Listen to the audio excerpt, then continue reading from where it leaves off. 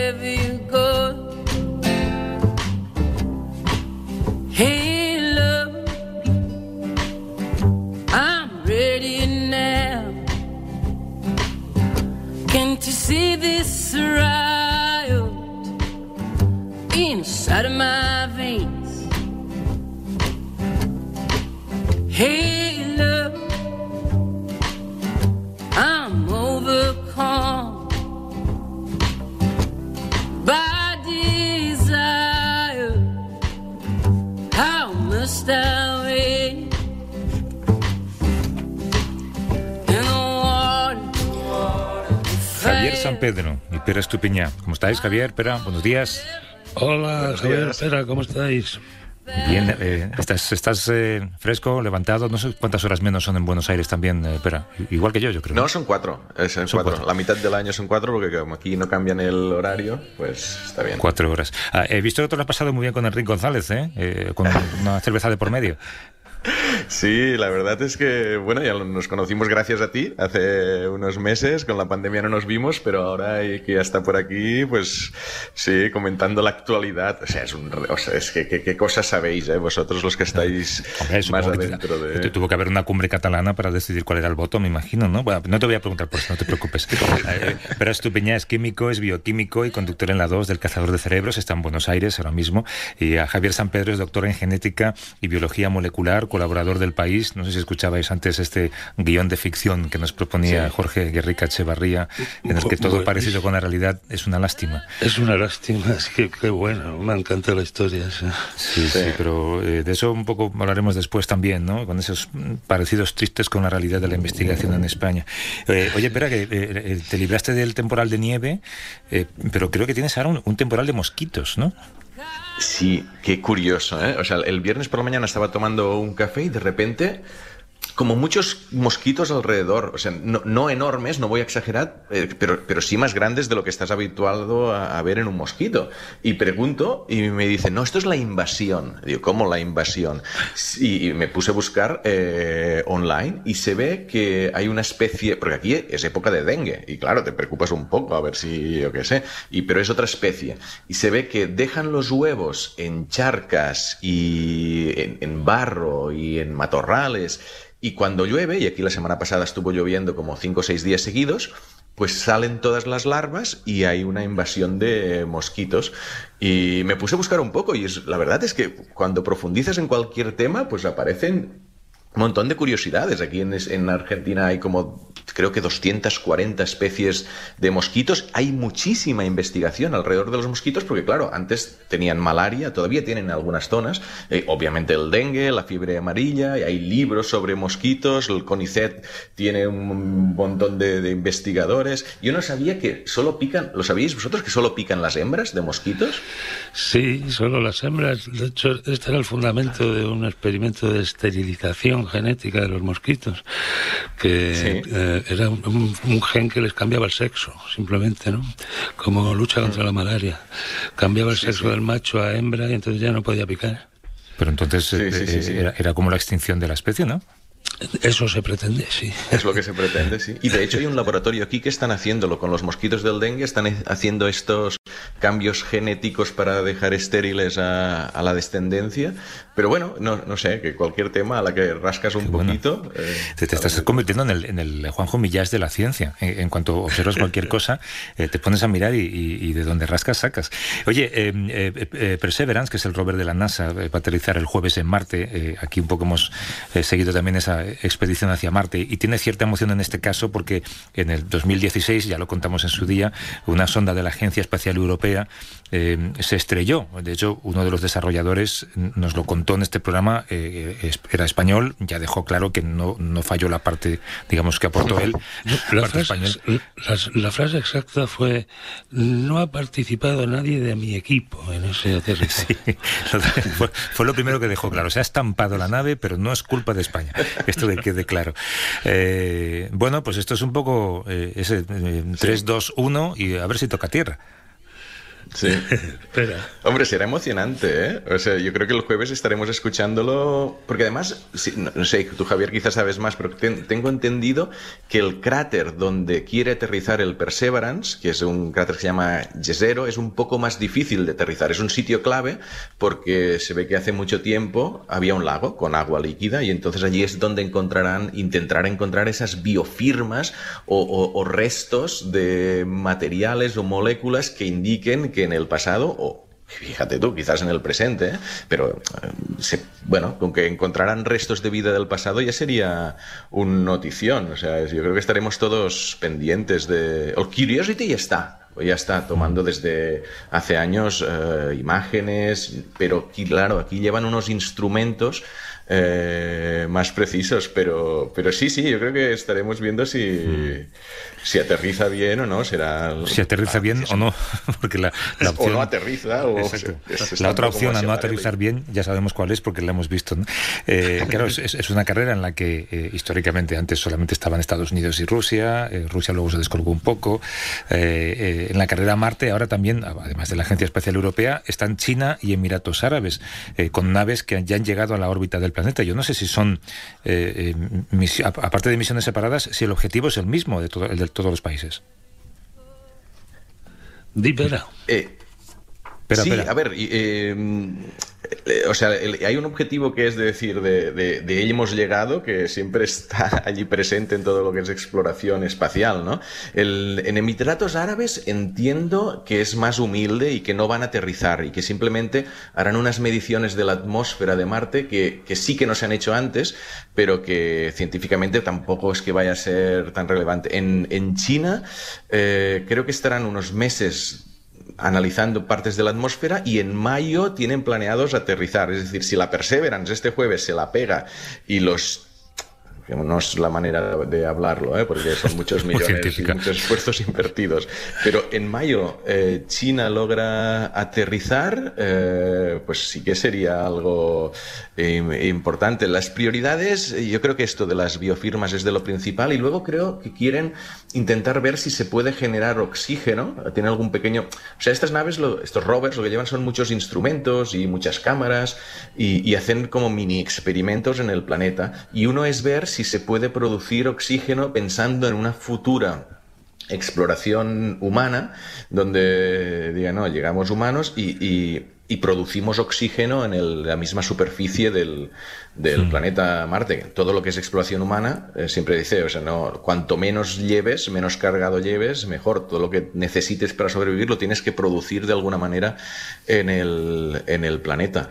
Claro, y luego ya acabas con Matt Damon cultivando patatas, ¿no? Exacto, eso iba a recordar. Que es muy probable que se pueden que no es ficción eso, que se pueden cultivar patatas en Marte si haces un invernadero. Eso lo pregunté una vez a un experto no de Marte sino de agricultura, y dice sí, o sea, aquí si tienes los componentes para cultivar patatas en Marte. El problema es el abono.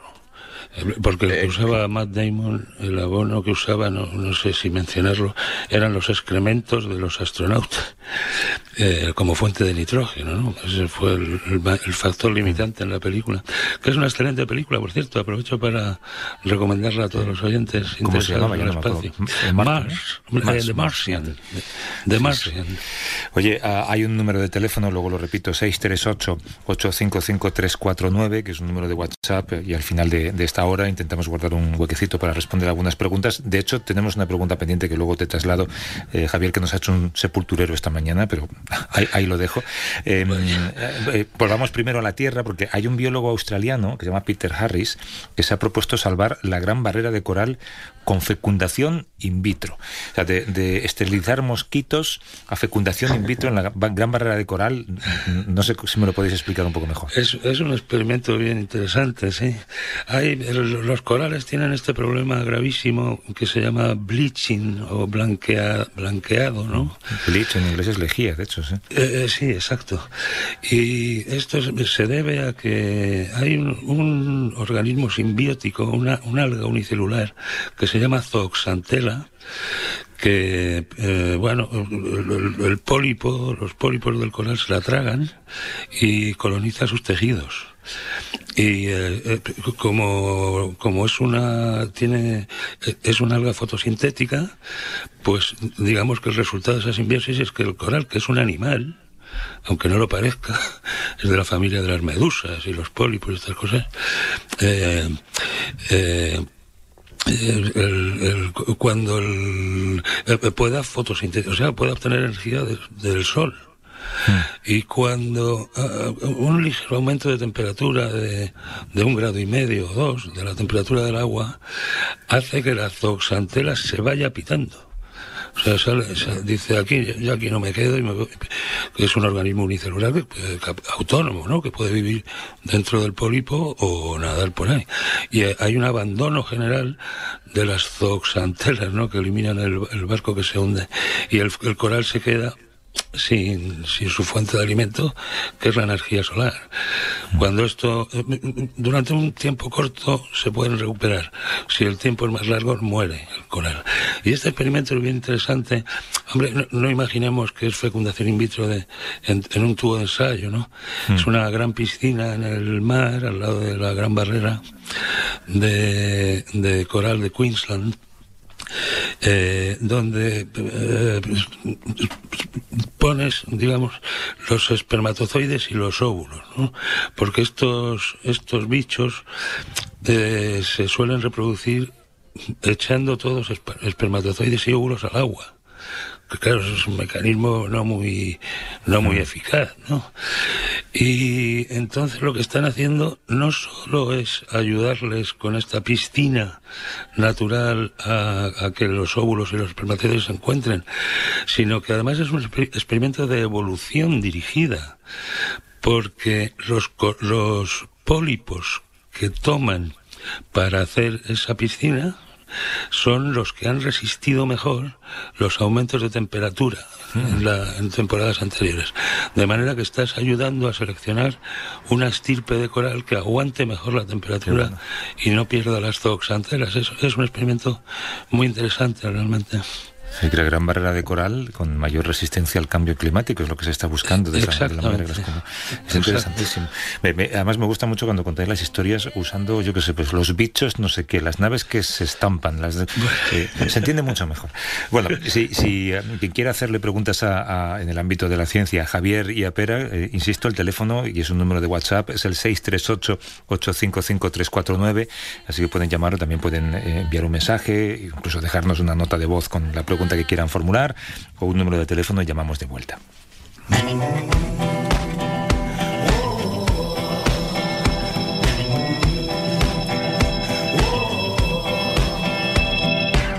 Throw faith in the fire, it's time to go. Live free or die trying, gonna justify my soul. I broke the silence, I walk alone. Made friends with darkness, out here digging a hole. Every now and then you let what you love go, and the wicked things you carry swallow you up whole. Well, bless these bleeding hands, and what will rest below?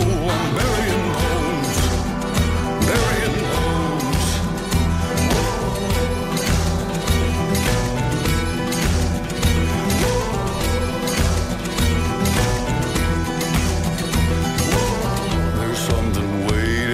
Ahí leía, batallas que no acaban y que de vez en cuando está bien que los medios retomemos y demos cierta visibilidad a esas batallas. Es el caso de la inversión en ciencia. Arrancábamos comentándolo al principio de esta sección, tan necesaria, siempre tan escasa. Otra batalla es la desigualdad de género que hay en los grupos de investigación y en los organismos científicos. De hecho, hay un dato que es tremendo. Según la Asociación de Mujeres Investigadoras y Tecnólogas, solamente el 20% de los puestos de mayor nivel en la investigación están ocupados por mujeres. Y en 2019 solo el 28,5% de las matrículas en carreras científicas fueron de estudiantes mujeres. Son cifras que hablan por sí solas. Siempre es mucho mejor poner cara y poner voz en este caso, pero es algo, Pera, de lo que tú has hablado en alguna ocasión, ¿no? Bueno, y que realmente sí que va en un camino de mejora. O sea, el pasado, la historia de la ciencia ha sido súper sexista. Ahora, desde hace tiempo se están intentando mejorar cosas y se van mejorando progresivamente, pero todavía queda un camino por recorrer. Sí, hay muchos ejemplos, pero bueno, que las investigadoras que tenemos ahora nos ilustren, porque lo viven de primera mano ellas. Claro. Tú, Javier, en tantos años siguiendo el mundo de la ciencia y participando de él, has visto la lentitud de esa evolución, ¿verdad? Pues sí, y estas últimas cifras que acabas de citar son realmente muy deprimentes. O sea, sabemos que en la mayoría de las carreras hay más mujeres estudiantes que hombres estudiantes. Es en los pasos superiores del escalafón, ¿no? Cuando vas ascendiendo a jefe de laboratorio o a directores de instituciones científicas, directoras de departamento, en fin, catedráticas. Ahí es cuando van bajando los porcentajes, ¿no? Pero es que encima las matriculaciones deben haber bajado porque las matriculaciones en carreras de ciencias tenían una práctica paridad. Era después cuando se notaba quién sabe si es contraproducente lo que hacemos, de denunciar que están en tan malas condiciones para que las estudiantes digan, oye, pues ya no me meto. No sé, se me acaba de ocurrir. Sí, ese es un debate que también más de uno ha planteado, ¿no? O sea, repetir que es complicado prosperar en un determinado sector a lo mejor hace que alguien piense entrar en ese sector o se lo piense dos veces, ¿no? Pues mira, se lo vamos a preguntar a nuestras invitadas. María Retuerto es investigadora del Instituto de Catálisis y Petroleoquímica del CSIC. María, ¿cómo estás? Buenos días. Hola, buenos días. ¿Qué tal? ¿Cómo estáis? Sonia Ruiz investiga en el Instituto Catalán de Nanociencia y Nanotecnología. ¿Cómo estás, Sonia? Buenos días. Hola, buenos días. ¿Qué tal? Y Clara Cuesta se dedica a la física en el Centro de Investigaciones Energéticas, Medioambientales y Tecnológicas. Hola, Clara, ¿cómo estás? Hola, buenos días. ¿Qué tal? Mira, Clara llega con cierto retardo. Bueno, a ver si lo corregimos. Las tres acabáis de recibir el premio del programa L'Oréal UNESCO para las mujeres en la ciencia, o lo que es lo mismo, 15.000 euros para financiar vuestras investigaciones. Claro, iba a decir que en la ciencia el dinero nunca viene mal, pero yo no sé si 15.000 euros es una especie de propinilla, que no sirve de mucho, ¿no? María, Sonia, Clara. Bueno, sí, 15.000 euros realmente te dan para poca cosa, no te llega ni para una máquina científica, algún químico, un poco de ayuda, sí. ¿Algún producto químico y poco más, Sonia? Era Sonia, ¿no? Yo soy María. Perdona, pues María, perdona. Sí, a mí me pasa un poco igual. O sea, yo lo que voy a usar, lo voy a intentar juntar con otros proyectos para sacar algún contrato de personal. Claro, es como si te dicen, aquí tienes 15.000 euros, cómprate una buena casa. Pues es muy complicado. ¿Dónde la encuentras, dónde la buscas o a qué dedicas esos 15.000 euros? Clara, tú ya sabes a qué lo vas a dedicar. Pues igual, voy a... Uy, tenemos un lío de retardos en las conexiones. Vamos por orden. Clara primero. Sí, yo decía que también intentaré juntarlo con otro proyecto, pero en cualquier caso viene muy bien, además en este momento de nuestra carrera, para poder iniciar algún proyecto nuevo. Javier, ¿qué ibas a decir? Que pese a ello, el premio L'Oréal es muy importante, ¿no? Tiene ya bastantes años de existencia y están haciendo un buen trabajo, ¿no? Esta empresa para fomentar la igualdad entre las científicas y los científicos, ¿no? ¿Cualquiera de vosotras? Adelante. Yo creo que sí. Yo creo que la verdad es que en esta semana lo hemos visto, es un reconocimiento increíble, yo creo, a nuestro trabajo, y están haciendo un trabajo impresionante para sacarnos en todos los medios, para fomentar la visibilidad de nuestros proyectos. O sea que yo creo que sí, yo creo que los 15.000 es una parte, pero es sobre todo darnos visibilidad. ¿Y vosotras lo notáis esto que comentábamos antes del sexismo? Yo me acuerdo, una de los personajes en Boston más reivindicativos por temas de género, quejándose de las chicas jóvenes que ya no habían vivido tanto el sexismo y no eran tan reivindicativas con las ayudas, como ellas habían tenido que vivir. ¿Vosotras sí que veis esta discriminación o en algún punto? O sea, ¿dónde? ¿Sabes? María, Sonia, Clara. Yo científicamente la verdad es que no lo he vivido. Sí, soy María. O sea, yo no he vivido esa desigualdad a nivel personal, la verdad. Pero está claro lo que decimos de que hay que educar a las niñas. O sea, yo creo que en eso sí que sigue pasando, ¿no? Que no hacen carreras técnicas. O sea, que yo no sé si es una cuestión de inseguridad, o sea, que existe y hay que ir cambiándolo. Todas investigáis de alguna manera el medio ambiente y las energías renovables, pero tenéis proyectos muy distintos, así que vamos a intentar conocerlos un poco. María, primero, tu investigación es clave para combatir el cambio climático, porque uno de los problemas que presentan las energías renovables es el de su acumulación y el de su conservación, y esto es algo que hemos hablado en algunas ocasiones en este espacio. Cuéntanos lo que tú estudias, que es la manera de acumular esa energía en forma de hidrógeno verde, ¿no? Sí, exactamente.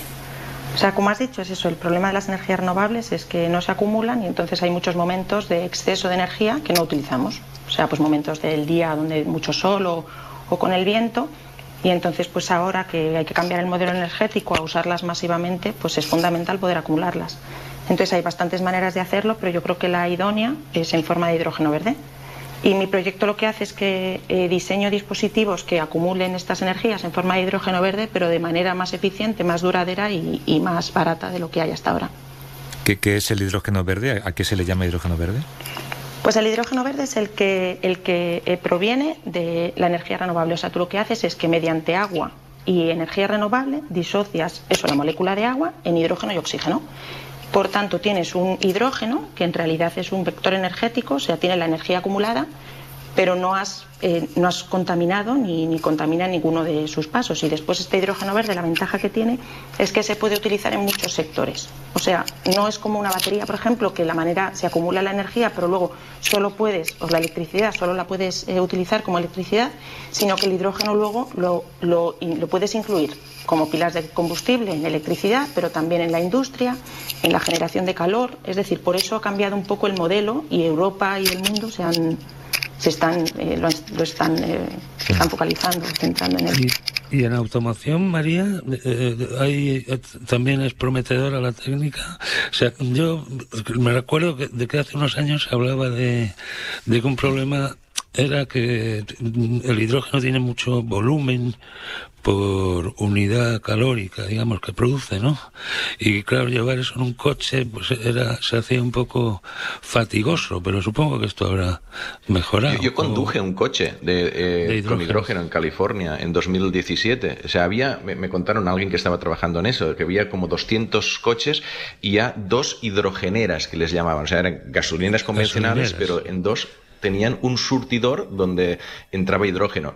El problema era que ese hidrógeno de momento lo sacaban a partir del metano. Es decir, el coche en sí no contaminaba, pero la producción de hidrógeno sí, porque era carísimo y muy difícil sacarlo de las energías renovables. Imagino que lo que hace María es intentar optimizar esto, ¿no? O sea, ha habido estos progresos desde hace 3 años. Hay más coches de hidrógeno en California o en algún lado y realmente ¿hay una nueva tecnología que haga que sí que sea más rentable hacerlo de las renovables o es la carrera donde estáis? Sí, o sea, claramente es la carrera donde estamos. O sea, el precio del hidrógeno verde al final está determinado tanto por el precio de las energías renovables en sí, como por el precio en sí de lo que es la electrólisis, que es lo que os digo, el dispositivo este que forma el agua, forma el hidrógeno y el oxígeno.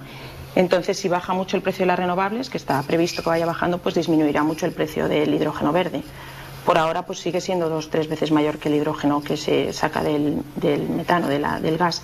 Pero sí, y luego lo de los coches y el transporte, pues yo creo que sí, yo creo que todo esto es al final diversificar, o sea, utilizar también baterías, es decir, no es que el hidrógeno vaya a ser lo único que se va a utilizar, pero hay en determinados transportes y determinados sectores, como pueden ser los trenes o los autobuses, donde compensa igual poner hidrógeno, porque al final no tienes que poner tantas baterías.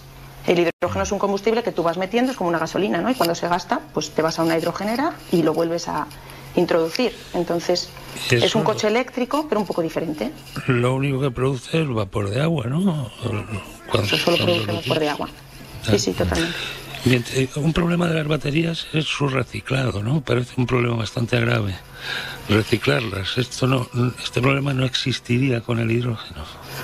Bueno, sí, en lo que es en los dispositivos, en las pilas de combustible, en los electrolizadores también, pero bueno, también se estudia. Nosotros estamos en un proyecto europeo ahora donde hay una parte muy importante que es el reciclado de los materiales. O sea que al final yo creo que es una combinación de todo. Tú, María, has trabajado algunos años en Dinamarca y en Estados Unidos, donde creo que notaste mucho la diferencia con España en cuanto a financiación, recursos, no sé, también colaboración entre científicos. Sí, mucho. O sea, en los años de Estados Unidos quizás eso, por supuesto la financiación, porque tenían muchísimos proyectos, tanto privados como públicos, y claro, es que eso es una diferencia, los grupos son mucho más grandes, y luego era muy eficiente la colaboración entre grupos, o sea, a veces yo tengo artículos muy buenos con muchísimos autores y es porque es que cada uno mandábamos muestras a los más expertos de cada parte del mundo, o sea, no solo americanos, y claro, las cosas funcionaban para súper bien, o sea, a mí me parecía que había una diferencia. Y luego en Dinamarca, perdón. No, iba a decir que cuando hablamos de financiación, hablamos de financiación privada. Ambas cosas. O sea, yo allí tenía de la Armada, por ejemplo, de la NS, de la National Science Foundation, teníamos proyectos y teníamos también privada de empresas. Y de empresas, en ese momento, americanas, inglesas e indias. O sea, que es que, no sé, es una diferencia muy grande. Me entristece un poco escuchar esto. Sonia, tú también has estado mucho tiempo trabajando fuera, en Japón y en Australia. De hecho, creo que regresaste a España en el peor día, el día anterior al confinamiento, ¿no? Sí. Llegué a mitades de marzo, que casi nos quedamos en el camino. Pero sí, estuve 4 años trabajando en Japón, en un instituto de Okinawa, y en Australia, en Melbourne. ¿Y esa experiencia, comparado con tu trabajo como investigadora en España, en que sales ganando y sales perdiendo? Pues fue una experiencia muy buena y también me di cuenta de las diferencias que hay. En Japón, por ejemplo, esa universidad estaba financiada al 100% por dinero público, porque era como un proyecto del gobierno de Japón para fortalecer la economía de la isla de Okinawa, que es una isla que tuvo el impacto de la Segunda Guerra Mundial, y entonces, como para compensar todo eso, invirtieron en progreso, entre los cuales esa universidad. Y entonces toda la inyección de dinero que pusieron a la universidad realmente consiguieron las mejores maquinarias para investigar, consiguieron traer investigadores de todo el mundo, y toda esa diversificación pues resultó en muchas publicaciones. Y claro, yo supongo que una de las grandes quejas que hay de investigadores españoles, no solamente la falta de dinero, sino también la enorme burocracia que se le reclama a un investigador en España para conseguir esos fondos. En esos países, en Japón y en Australia, es más sencillo conseguir el dinero público. Pues en el caso de la Universidad de Japón creo que es un caso único en el mundo casi, porque el gobierno iba inyectando dinero sin preguntar casi, pero también tenías que pedir proyectos japoneses, nacionales. Entonces esos proyectos eran un poco más sencillos de pedir. Bueno, también llevaban un poco de burocracia, pero creo que nada comparado con el que tenemos aquí en España, cuando pides proyectos nacionales y todo eso. No, me da miedo preguntarte de qué cantidad era el proyecto en el que trabajabas allí y de qué cantidad es el proyecto en el que trabajas en España. Bueno, realmente no tenía cifras de... Ilimitado, peor todavía. Y parecía que mi supervisor tenía dinero ilimitado. Éramos un grupo de 12 postdoctorandos que normalmente cuando tienes un proyecto aquí en España tienes dinero para contratar a 1 o 2 postdoctorandos. Y allí, imagínate, el profesor tenía 12 y además tenía un montón de maquinaria que normalmente cuando la compras aquí en un instituto la tienes que comprar entre todo el instituto de investigación, no solo para un grupo en concreto. Tienes que compartirla y tienes que cuidarla. Sí, ahí la tenía dedicada para su grupo. Yeah. Bueno, ahora ya con los 15.000 euros... Sí, esto es nada, la casa por la ventana con los 15.000 euros. Claro, tu proyecto, Sonia, también es muy ambicioso. El objetivo último creo que es que podamos, a ver si lo digo bien, imprimir en casa placas solares para poder usarlas para generar energía en cualquier dispositivo. Sí, creo que eso es el punto más llamativo para la gente. Realmente lo que estoy investigando son nuevos materiales fotovoltaicos que no sean el silicio y que tengan propiedades atractivas, aparte de generar electricidad, que puedan ser semitransparentes, que puedan depositarse sobre sustratos flexibles como plástico y sobre todo que puedan fabricarse por técnicas baratas de bajo coste. Y eso nos permitiría, por ejemplo... Sí, dime. No, adelante. Sí, que nos permitiría utilizar cualquier superficie que vemos iluminada por el sol en una ciudad, por ejemplo, convertirla en una placa fotovoltaica, por ejemplo, ventanas tintadas o sombrillas, las sombrillas de los bares, podríamos hacer mochilas o tejidos o recubrimientos cerámicos. O sea que cualquier cosa iluminada por el sol podría generar electricidad. Qué bueno. Y aparte el beneficio... Sí, dime. No, digo, si cantidades... O sea, uno de los retos... Por cierto, Sonia, yo creo que has estado en Japón y Australia, pero que somos de la Rápita, ¿no? De cerca de les Terres de l'Ebre. Yo soy de Tortosa, o sea que somos medio vecinos. No es habitual hablar con gente de la Tierra. Pero por ejemplo, como para tener pasa, un ¿tenéis coche... un radar y os detectáis los unos a los otros? ¿O tenéis un Es grupo de que WhatsApp busqué todos? información sobre Sonia y me salió que era de la Rápita, que es donde paso yo los veranos. Y digo, ostras, pues el próximo verano te escribo a ver si coincidimos. Dejaros de fiestas de los pueblos y venga, vamos al lío. Al lío. O sea, ¿se puede sacar suficiente energía del sol como para tener un coche? Yo entiendo, que digas, pues algo saco con las placas fotovoltaicas actuales, pues en las ventanas o en las mochilas y me carga el móvil y un poquito, pues algo hace. Pero el tema es si el sol en sí se puede convertir en 10 años vista en una fuente, porque siempre se ha pensado en eso, ¿no? Decir, ostras, toda la energía que nos llega del sol, pero el rendimiento, digamos, de esas placas es como que dices, ya parece que esté llegando un poco al tope y bueno, tampoco vaya a ser un actor tan importante, o sí. Pues realmente utilizar tan solo una placa fotovoltaica para darle energía a un coche con la tecnología actual es un poco difícil porque los rendimientos no son tan altos. Las de silicio tienen un rendimiento del 25% de conversión de energía del sol a electricidad y con el área que tienes en el tejado de un coche no es suficiente para darle energía. Hay otras tecnologías que es hacer celdas solares en tándem, que es juntando dos así como en un sándwich, y entonces las eficiencias pueden subir hasta el 45%. Pero de momento esa tecnología es extremadamente cara y solo se está utilizando para aplicaciones aeroespaciales, por ejemplo, donde el peso es muy importante y tienes que enviar al espacio lo más eficiente con el mínimo peso. De momento creo que para el coche lo más eficiente es el hidrógeno verde. El hidrógeno verde, y eso sí. Lo tiene María en sus manos.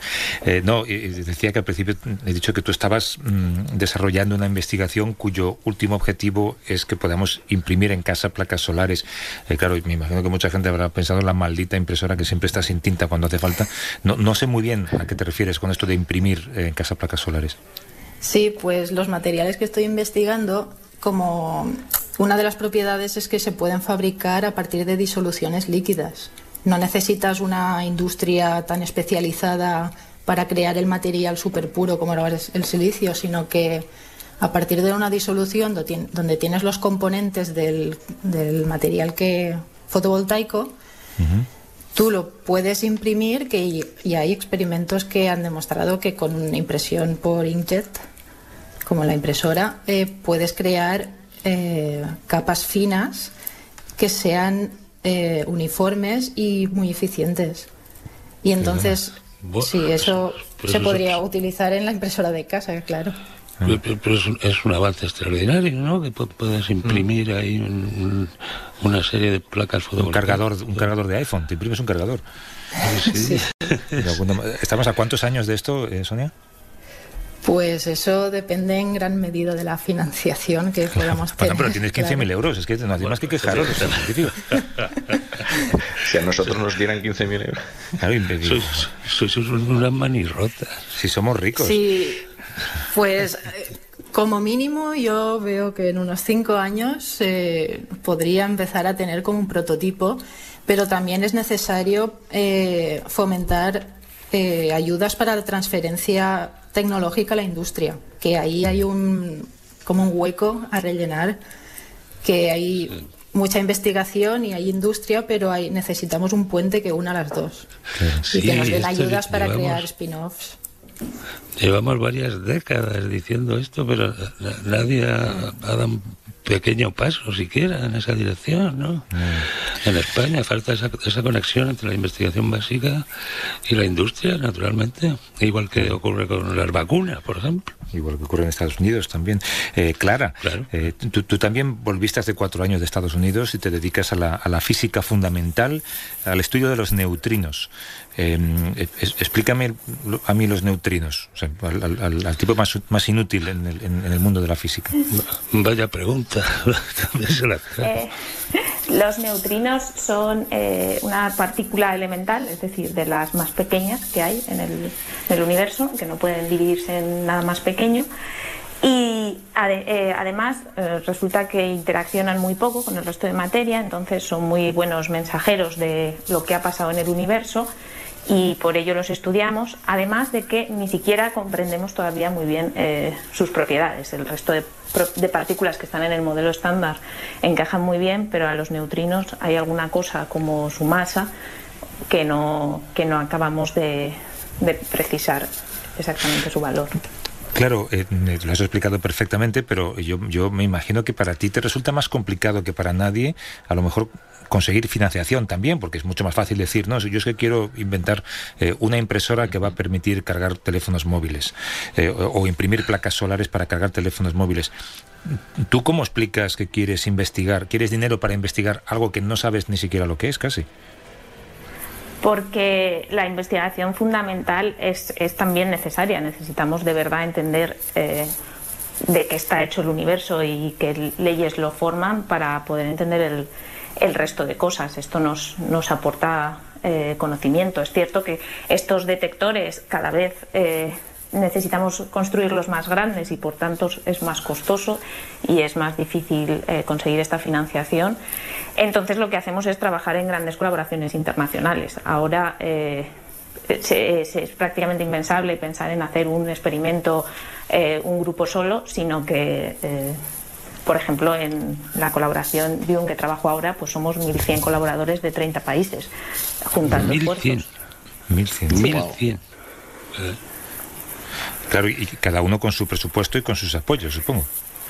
Claro, exacto. A mí me parece fascinante cómo funcionan estas colaboraciones, porque todos lo hacemos con el objetivo común de entender mejor los neutrinos y el universo, pero cada uno tiene que hablar con sus agencias de financiación, ver lo que puede financiar, ver también en qué es experto, y con eso pues se forman diferentes grupos y se construyen los experimentos.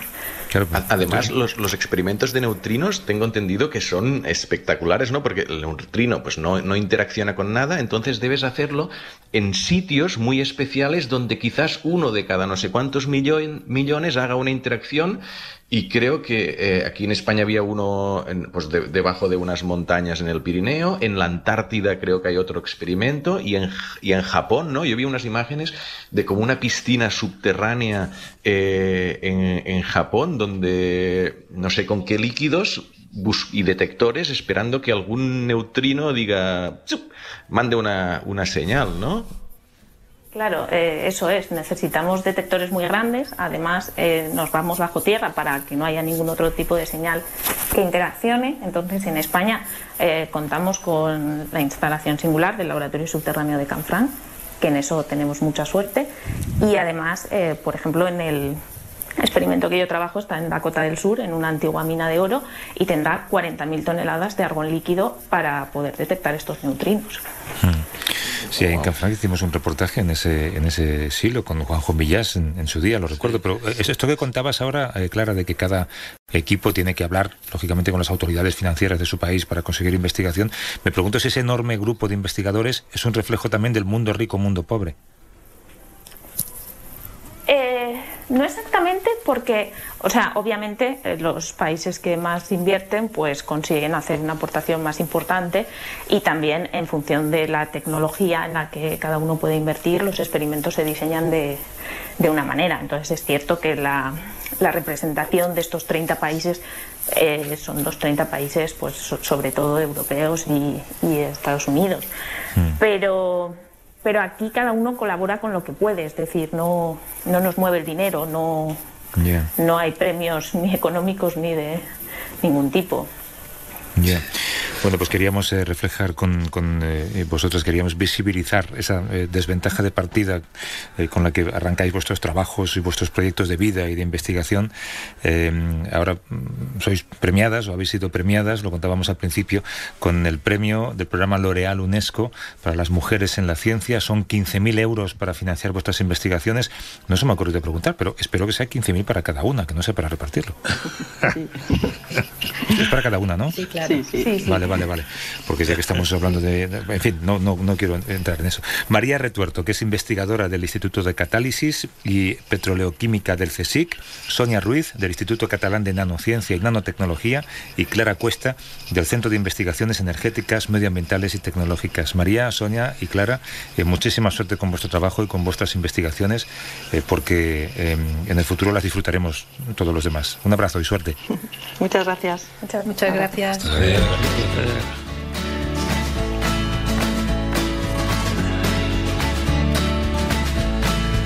A ver, ¿preparados para el examen? Más o menos.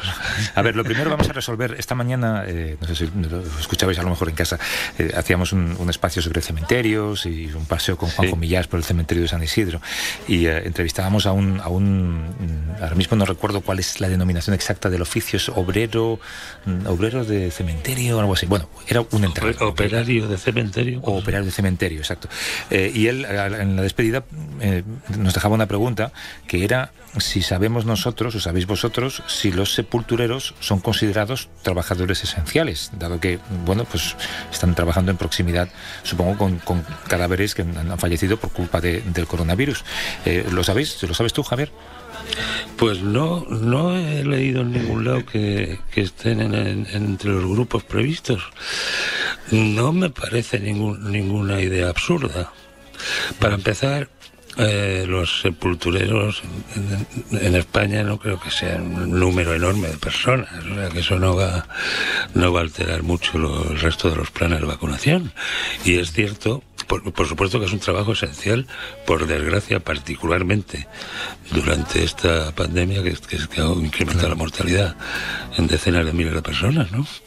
Hay un documento, yo creo, que publica el Ministerio de Sanidad y que actualiza constantemente, en la que se establecen esas categorías, ¿no? Y por ejemplo, los periodistas éramos trabajadores esenciales durante el estado de alarma, pero obviamente no lo somos durante la vacunación. Supongo que en ese documento habrá que buscar si esta profesión está considerada profesión de riesgo, ¿no? O profesión esencial para este país. Pero es una pregunta interesante. A ver, Pablo de Sevilla, ¿cómo estás, Pablo? Buenos días. Hola, buenos días.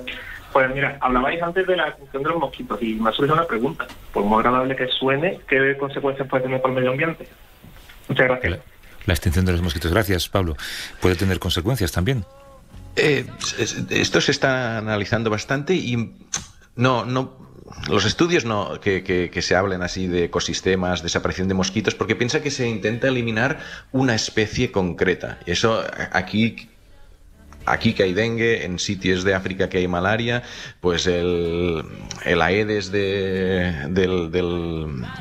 una especie del Aedes que es el del dengue, el Anófeles que es una especie del Anófeles en malaria. Entonces se supone que habría otras especies que repoblarían, pero que no serían transmisoras de esa enfermedad, y que los animales que en las lagunas viven de comer mosquitos pues no les afectaría. Pero es verdad que nunca se sabe cuando tocas algo de un ecosistema, como es un sistema muy complejo, no es una relación lineal, ¿sabes? Entonces a lo mejor sí tocas una pequeña pieza y se reconfigura de una manera diferente. O sea, siempre están en alerta, pero no prevén grandes problemas. Sí, hay que tener mucho cuidado siempre con jugar a ser Dios, ¿no? Como se dice. Y soltar un elemento genético que se propaga exponencialmente en la población es una decisión complicada. Claro, la desaparición de los neandertales se supone que es por cambio climático, ¿no? O por glaciación. Es lo mismo, pero... Acabo de leer otra teoría, pero bueno, hay varias. Sí, que se refiere a que las poblaciones de Homo sapiens tenían demasiados nexos y los dejaron sin hábitat, ¿no? Recordemos en cualquier caso que los neandertales sobreviven en nuestro genoma, en el genoma de la 4% creo que es sí, o menos, sí. Es que he leído un artículo de Guillermo Altares, no es que sepa mucho de esto. No, la gran pregunta es si no hubiéramos llegado los sapiens, ¿todavía quedarían neandertales? Esta es un poco la... sí, está muy bien planteado, sí. José Manuel de Oviedo, ¿cómo estás, José Manuel? Buenos días. Hola, buenos días. Voy muy rápido con la pregunta. Igual os parece muy simple, pero bueno, a mí me llama mucho la atención. No hay pregunta simple. ¿Cómo es posible que después de los cientos de millones de euros que se han empleado en la investigación, en el proceso y en la elaboración de la vacuna de Pfizer-BioNTech, ¿cómo es posible que después de que se empezase a inocular, incluso no sé si fue aquí en España donde se descubrió, de repente se dieron cuenta que se podía sacar una dosis más? Es decir, es algo que me sorprende muchísimo. Para una compañía en España lo que hicimos fue adjudicar un nombre a esa dosis y le pusimos el nombre de culillo. Pero yo creo que la primera vez que se detectó fue en Estados Unidos, donde se empezó a implantar esta vacuna. ¿Tú qué crees, Javier? ¿Cómo es posible que esto pasara? Yo creo que prefirieron pecar por exceso o por defecto, ¿no? Pues, realmente no hay una razón muy obvia para que se te escape una dosis más. Pero es lo de la lata haber hecho, ¿no? Si te prometen 30 y hay 29, vas a protestar. Vaya comparación más científica que la vacuna de Pfizer con la de pero el caso es que aquí es decir, se convirtió en un gran tema esto, sí, de hacer con la sexta dosis, sí. Javier San Pedro y Pera Estupiñán, muchas gracias, como siempre, un abrazo. Venga, hasta la semana que viene.